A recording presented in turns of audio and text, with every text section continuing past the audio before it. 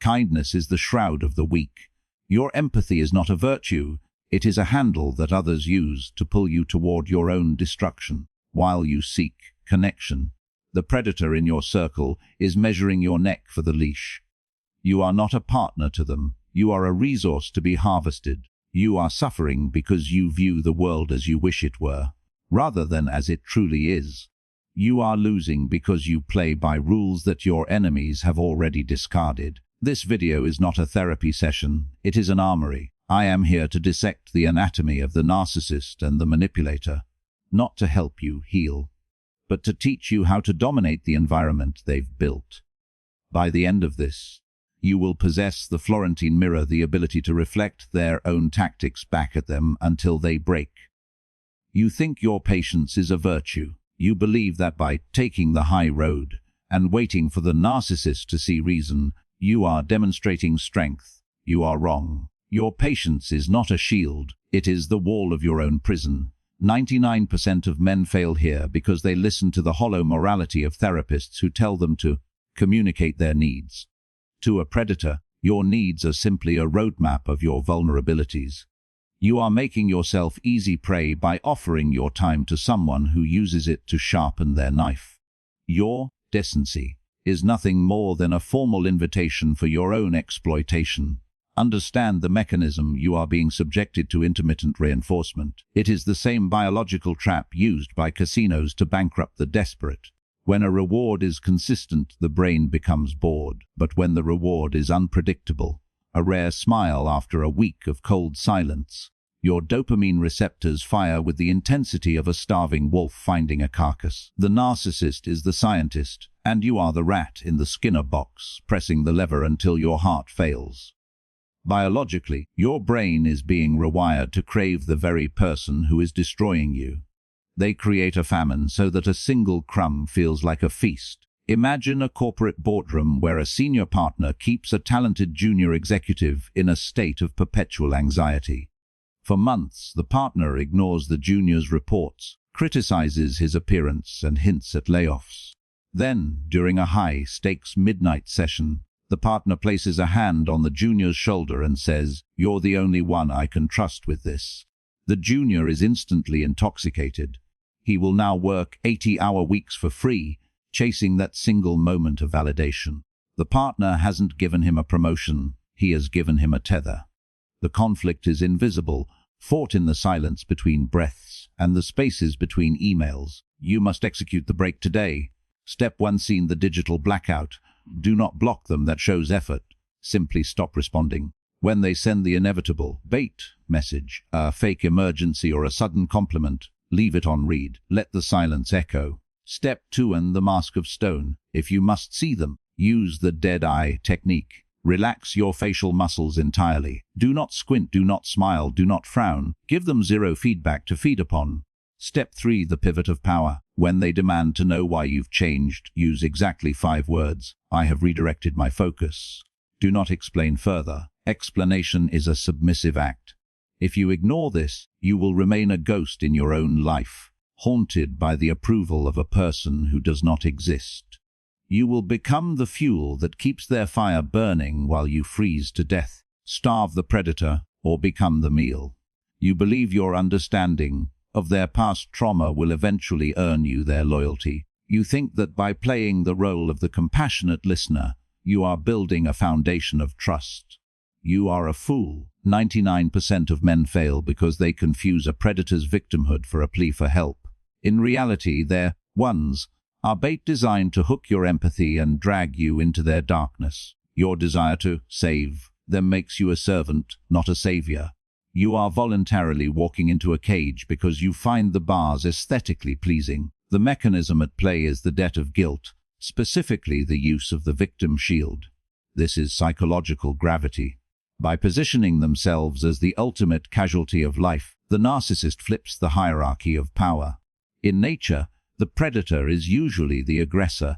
Here, the predator adopts the camouflage of the wounded animal to lure the scavenger. They use their pain as a scepter, ruling you through the shame they project onto you. Biologically, your brain is wired for social cohesion. They hijack your mirror neurons to make you feel their suffering. as your own, paralyzing your ability to set boundaries. Consider the historical maneuvers of a court favorite under a volatile monarch. The favorite doesn't demand power. They collapse in the king's presence, weeping about the betrayals they've suffered on the king's behalf. The king, feeling a sudden surge of protective guilt, grants the favorite land titles and the heads of their enemies. In a modern context, this is the partner or business associate who ruins your weekend with a crisis every time you achieve a personal victory. They aren't sad, they are reclaiming the spotlight. They use their tears to wash away your autonomy. You must dismantle the shield today. Step 1. The emotional audit. When they present a grievance or a trauma to excuse their bad behavior, do not offer comfort. Ask one question: what is your specific plan to fix that? If they spiral, repeat the question. Step 2. The grey wall. When they attempt to guilt-trip you, employ the bored aristocrat posture. Lean back, break eye contact, and check your watch. Show them that their emotional theater is failing to entertain. Step 3. The boundary strike. Use this exact phrase: your history does not grant you a license to disrespect my time. End the conversation immediately after speaking. If you ignore this law, you will spend your life as an emotional pack animal, carrying the weight of a ghost's problems until your own spirit breaks. You will be buried in a grave they dug with their own tears. Mercy to the predator is a death sentence for the prey. You believe that by proving your worth, you will eventually win the competition for their attention. You think that if you just work harder, look better, or act more loyal than the other person they keep mentioning, you will finally be chosen. You are delusional. 99% of men fail here because they have a hero complex. They think the narcissist is a prize to be won. You don't realize that the competition itself is a fabrication. You are a gladiator fighting in an arena for a crowd that wants to see you bleed, not see you win. Your effort to be the best is exactly what keeps you enslaved. The mechanism is triangulation.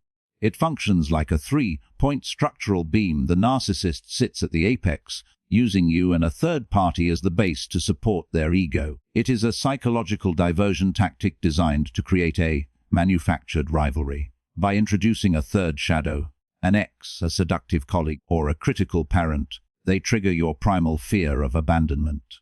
Biologically, this activates the amygdala, putting you in a state of threat hyper-arousal. You stop thinking logically and start acting out of desperation to regain your status. You are no longer focused on the narcissist's flaws. You are too busy fixing your own to earn your place. Think of the third shadow in a modern high-stakes negotiation. A CEO tells a supplier, "I really want to work with you, but my board is leaning heavily toward your competitor's lower price." There is no board pressure. It is a lie designed to make the supplier slash their margins and offer extra services for free. The supplier, terrified of losing the contract, destroys his own profit to win the CEO's favor. The CEO wins twice. He gets a lower price and a submissive partner. The competitor was never a real threat. They were merely a ghost used to haunt the supplier into submission. You must collapse the triangle today. Step 1. The total disinterest. When they mention the third party to provoke you, do not ask questions. Give a bored one-word response like "interesting" and change the subject to something mundane. Step 2. The rival praise. Subvert the tactic by agreeing with the third party's virtues. If they say, "My ex used to take me to better places," respond with, "He sounds like a man of taste. You should have stayed with him." This shatters the illusion that you are competing. Step 3. The immediate exit. If the triangulation continues, leave the room. Use the phrase, "I don't participate in three-way conversations." If you ignore this, you will spend your life as a backup dancer in someone else's play, constantly auditioning for a role that was never yours to keep. You will waste your prime years chasing a shadow while the sun sets on your own potential. The only way to win a rigged game is to walk away from the table. You believe that being available is a sign of commitment. You think that by answering every call, responding to every text within seconds, and rearranging your schedule to accommodate their whims, you are proving your value. You are actually proving your worthlessness. 99% of men fail because they fear that if they aren't there For the narcissist, they will be replaced. You are being governed by the cowardice of a nice guy who thinks proximity equals power. In reality, your constant presence makes you as common as oxygen, necessary perhaps, but entirely ignored until it's gone. You have become a utility, not a prize. The mechanism is the mirage of scarcity. It is the law of supply and demand applied to the human soul. When something is abundant, its value drops to zero. The narcissist understands this instinctively. They withdraw their attention to make you crave it like a drug. They create an artificial famine of affection to keep you in a state of pursuit. This works because of the endowment effect. The more you invest in something, the more you fear losing it. Biologically, your brain treats the lack of attention as a survival threat, driving you to do anything to restore the connection. You are fighting against your own neurochemistry to stay tethered to a desert. Look at the strategy of luxury brands like Ferrari or Hermes. They do not sell to everyone who has money. They deliberately limit supply and create years-long waiting lists. They make the customer prove they are worthy of the product.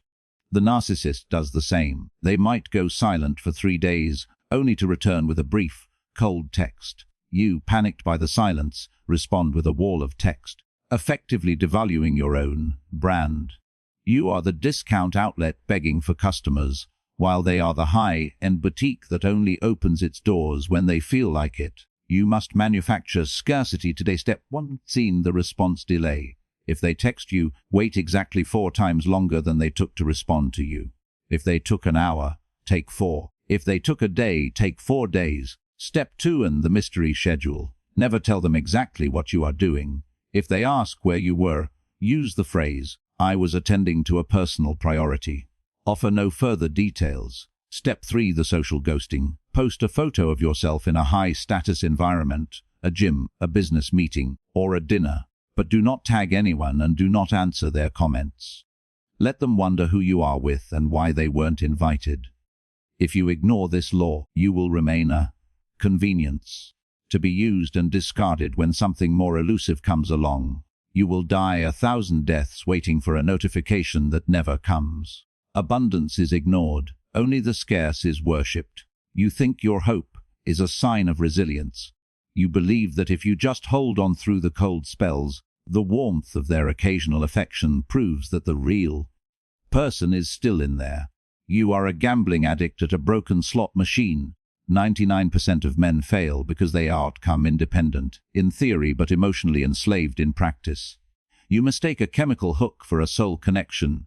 You think you are being patient with a troubled heart. In reality, you are a lab animal being conditioned to salivate at the sound of a bell. Your hope is not a virtue. It is the chain that binds you to your own degradation. The mechanism is intermittent reinforcement, the most potent form of psychological enslavement known to man. It is the hidden dagger in the narcissist's arsenal. If someone is cruel to you 100% of the time, you leave. If they are kind 100% of the time, you grow bored. But when the kindness is unpredictable, your brain enters a state of high alert obsession. This is the variable ratio schedule. Biologically, your dopamine system isn't triggered by the reward itself, but by the anticipation of the reward. The narcissist keeps you in a state of permanent seeking, which burns out your frontal lobe and leaves you operating on pure, desperate instinct. Consider the toxic mentor in a high-stakes law firm. He spends weeks berating your work, calling you incompetent in front of the staff, and leaving you off important emails. Then, just as you are ready to quit, he invites you to a private dinner and tells you that you remind him of himself at your age. That one night of kenness erases months of abuse. You don't see the dinner as a manipulation, you see it as a breakthrough. You spend the next 6 months working 18-hour days, tolerating his insults, just to taste that one night of validation again. He hasn't found your potential, he has found your price. You must break the conditioning today. Step 1. The emotional log. Keep a secret record of every interaction. Next to each entry, mark it positive or negative. When you feel that surge of hope during a good moment, look at the 20 negative marks from the week before. Force your logical brain to override your chemical addiction. Step 2. The boredom protocol. When they offer a sudden, unexpected, a compliment or an invitation, accept it with zero enthusiasm. Say, "I suppose I can make that work." Then check your phone. Do not give them the hit of seeing your excitement. Step 3. The pattern break. The moment they flip back to being cold, do not chase them. Do not ask, "What's wrong?" Simply disappear into your own work. If you ignore this, you will become a hollow shell, a man who has traded his dignity for the occasional scrap of fake affection. You will wake up 10 years from now and realize you haven't lived. You've only waited. The predator feeds you just enough to keep you from leaving, but never enough to keep you from starving. You believe that by winning the final argument, you will finally get the closure you deserve.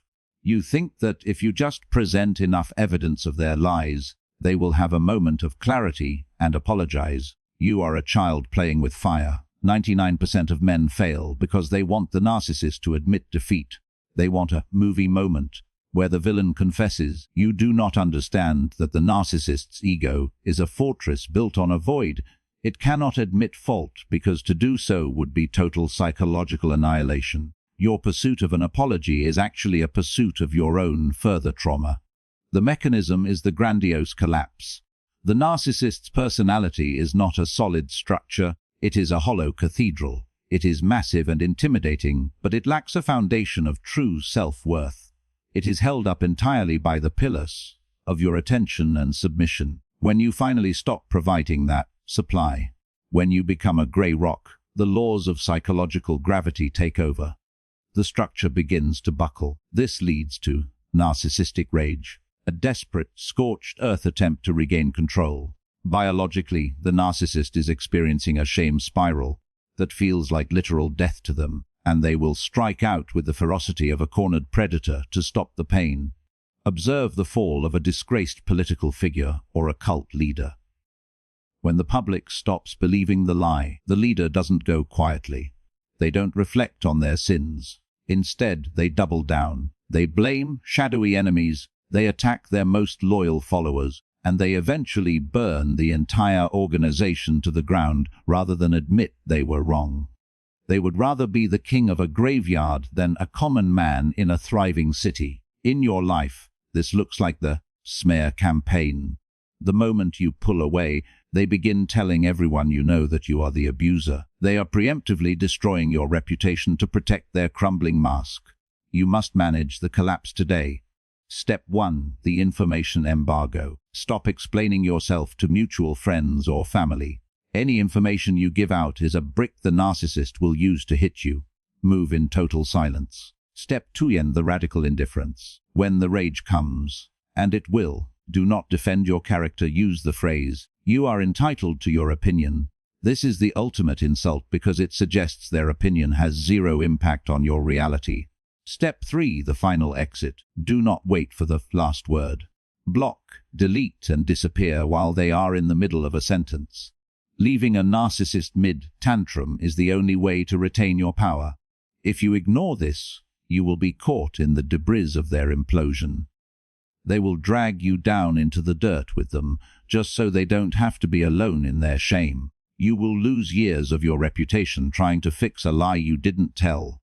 You do not win by defeating the monster, you win by outliving the memory of it.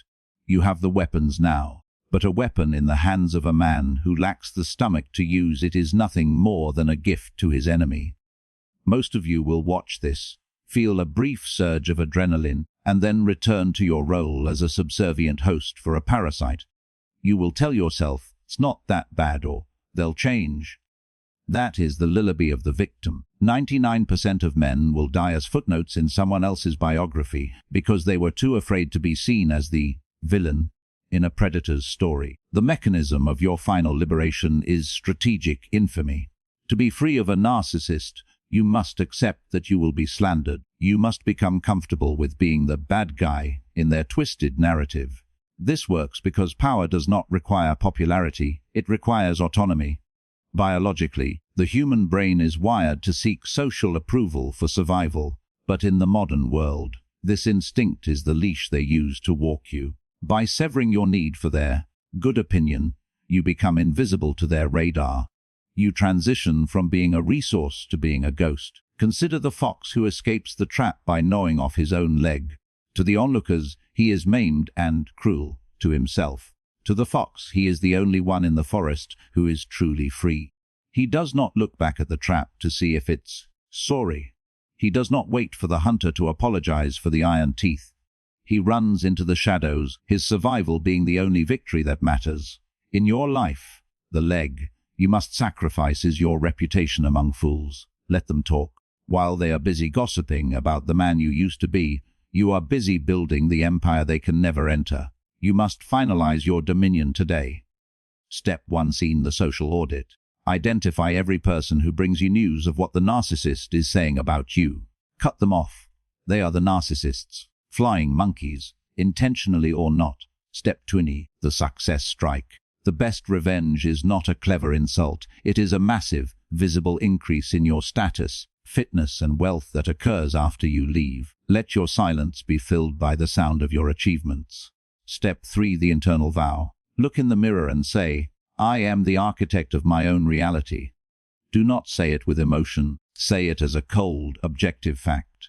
If you ignore this final truth, you will spend the rest of your days looking over your shoulder, waiting for permission to be happy. You will be a prisoner who has the key, but is too afraid of the light to turn it.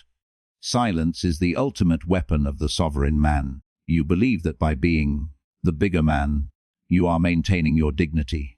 You think that by ignoring the narcissist's final provocations without a response, you are winning through silence. You are half right but mostly weak. 99% of men fail because they use silence as a defensive retreat rather than an offensive strike. They wait in the dark, hoping the predator goes away. To a narcissist, your passive silence is a challenge, an invitation to increase the volume until you break. You are not being a stoic. You are being a target that doesn't move. The mechanism is the shadow war, also known as the smear campaign. While you are busy being noble and silent, the narcissist is busy colonizing the minds of everyone you know. They are the first to tell the story, and the first to tell the story becomes the author of reality. This is the primary effect of psychology. The brain weights early information more heavily than later corrections. Biologically, humans are social animals. A threat to your reputation is perceived by your brain as a threat to your survival. If you do not manage the narrative, the narcissist will bury you in a grave of your own, dignified silence. Look at the fall of a disgraced commander in a civil war. He flees the capital to avoid conflict, believing history will vindicate him. Meanwhile, his rival stays in the city, seizes the printing presses, and brands the commander a traitor. By the time the commander decides to speak, his soldiers have already defected, and his name is a curse. The rival didn't win because he was better. He won because he understood that power belongs to the man who speaks to the crowd first. In your circle, if you leave a vacuum of information, the narcissist will fill it with poison. You must seize the narrative today. Step 1. Scene the preemptive strike. Identify the 3 most influential people in your social or professional circle. Do not complain to them. Instead, mention the erratic behavior you've noticed from the narcissist in a tone of professional concern. Seed the doubt before the narcissist can plant the lie. Step 2. The documented truth. Gather every text, email, and recording. Do not show them to the world yet. Hold them like a loaded gun. If the narcissist attacks, release one undeniable piece of evidence to a neutral third party. One shot, one kill. Step 3. The social pivot. Immediately find a new, higher status tribe. The narcissist's power is localized. By moving to a circle they cannot reach, you render their smear campaign irrelevant. If you ignore this, you will find yourself isolated and hated for crimes you never committed. You will lose your job, your friends, and your family to a lie that you were too proud to fight. Control the story, or the story will control you. You believe that by cutting ties you have escaped. You think that no contact is the final victory and that once you walk away, the war is over. You are dangerously naive. 99% of men fail because they view the end of a relationship as a ceasefire. They lower their guard, begin to heal, and start living as if the predator has forgotten them. You do not understand that to a narcissist, your departure is the ultimate insult. a wound to their ego that can only be cured by your total ruin. You aren't out. You are simply in a new phase of the conflict, the long siege. The mechanism is post-separation abuse, fueled by the narcissistic injury. When you leave a manipulator, you aren't just leaving a person, you are stealing their mirror. Without you to reflect their greatness, they face a psychological vacuum. Biologically, the narcissist experiences your autonomy as a phantom limb pain. To stop the pain, they must reattach the limb or destroy it so no one else can use it. They will wait months, even years, for a moment of weakness, a holiday, a death in your family, or a professional setback to launch a Hoover maneuver. They are the vulture circling the desert, waiting for you to stumble. Consider the tactical retreat of a scorched earth army. As they pull back, they poison the wells, burn the crops, and leave hidden mines in the houses of the civilians. They aren't trying to hold the territory. They are making sure you can never thrive in it. In your life, this is the hidden dagger of legal battles, false reports, or the subtle poisoning of your children's minds. They don't want you back because they love you. They want you back so they can be the ones to discard you on their own terms. They want the final word to be your destruction. You must fortify your perimeter today. Step 1. The iron firewall. Change every password, every bank PIN, and every security question. If the answer to your security question is your mother's maiden name, change it to a random string of numbers. They know your history. Do not let them use it as a key. Step 2. The emotional bait switch. If they reach out with a crisis, do not respond. If it is a genuine emergency, someone else will handle it. If you respond, you have reset the clock on your own freedom. Step 3. The ghost protocol. If you see them in public, do not nod, do not acknowledge, and do not run. Walk through them as if they are made of air. To be hated is a status, to be invisible is a death sentence. If you ignore this, you will be pulled back into the cycle, just when you think you are safe. You will give them one more chance, and that chance will be the one they use to finish you. The war is not over when you leave. It is over when you no longer care if they exist. You believe that by maintaining your authenticity, you are staying true to yourself. You think that wearing your heart on your sleeve and being honest about your intentions is a mark of character. You are a fool. 99% of men fail because they are predictable. To a narcissist, an authentic man is a transparent book that is easily edited. Your honesty provides the enemy with the exact coordinates for their next strike. You are handing over the blueprints of your fortress and wondering why the walls are crumbling. In a world of predators, the man who shows his true face is the man who loses it. The mechanism is the predator's mirror, or tactical mimicry. This is the art of the fox. In nature, the most successful predators do not look like hunters, they look like the environment. They blend. Biologically, humans are wired for mirroring. It is how we build rapport and trust. The narcissist uses this against you, reflecting your values, your dreams, and your language back at you to bypass your defenses. To defeat them, you must reverse the flow. You must become a mirror that reflects nothing but their own projections. You must adopt the void persona, a mask of such perfect neutrality that the narcissist finds no edge to grip. Consider the strategy of a double agent in the height of the Cold War. He does not go into the enemy's office and announce his rebellion. He becomes the most diligent, boring, and compliant worker in the building. He mirrors their ideology so perfectly that he becomes invisible. Because he is perceived as one of them, he is granted access to the inner sanctum. In your life, this means playing the role they expect while you quietly move your assets, build your secret alliances, and prepare your exit. You are not lying. You are conducting deep cover intelligence operations in hostile territory. You must master the mask today. Step 1C, the false front. If you are planning to leave or move against them, act more compliant than usual. Give them a victory in a minor argument to distract them from your major maneuvers. Step 2, the information diet. Only feed them junk information, complaints about the weather, boring work details, or fake stressors. Keep your true wins, your bank balance, and your new connections in the shadows. Step 3, the mirror response. When they probe for your feelings, mirror their question back. If they ask, Why are you so distant? Respond with, I was just wondering if you were feeling the same thing. Make them the subject of every inquiry. If you ignore this, you will always be one step behind. You will be outplayed by a shadow that knows you better than you know yourself. You will be the honest man who lost everything to a liar who understood the power of a mask. The face you show the world should be a mask. The face you show yourself should be a cold calculation.